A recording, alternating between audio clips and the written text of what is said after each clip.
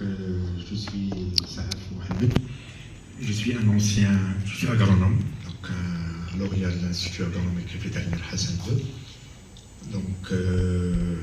J'ai travaillé une trentaine d'années à l'Office de gestion de réseau d'éducation du Tadla. Ma carrière c'est beaucoup plus la gestion de l'eau.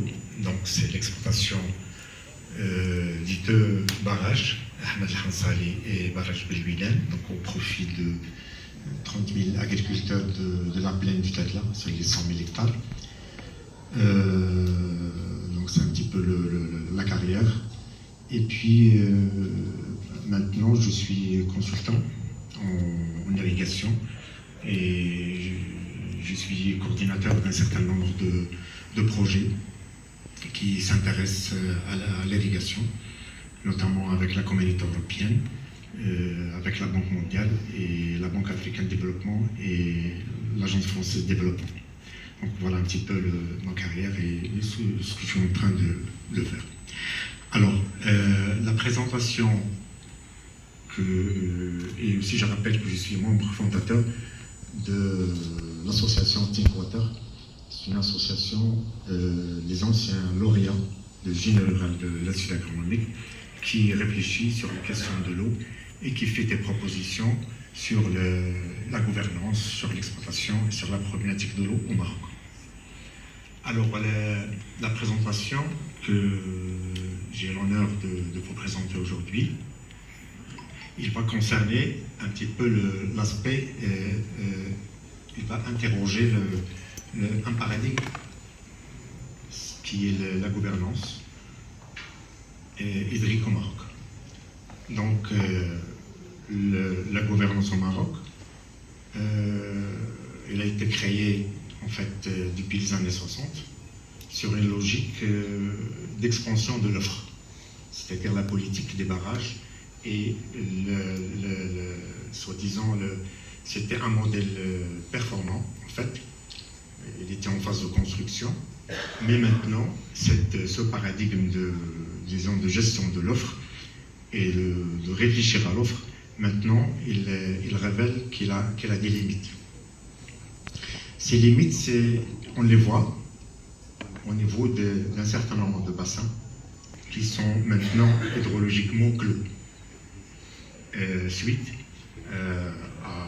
soi-disant à l'activité humaine et aussi à la consommation de toute de la demande en eau. Alors, on peut se dire que maintenant, avec les dernières pluies que le Maroc a eues, que les choses se sont arrangées. Moi, je le considère que c'est juste un répit et que la crise, elle est toujours là et que la sécheresse est toujours d'actualité et que la tendance à la raréfaction de l'eau est toujours d'actualité. C'est un répit, mais on doit quand même profiter de cette occasion pour justement lancer un certain nombre de réformes pour ne plus exposer notre pays à la sécheresse de cette année qu'on a vécue. Alors, cet exposé, je l'ai travaillé à l'aide d'un diagnostic qui est fondé sur les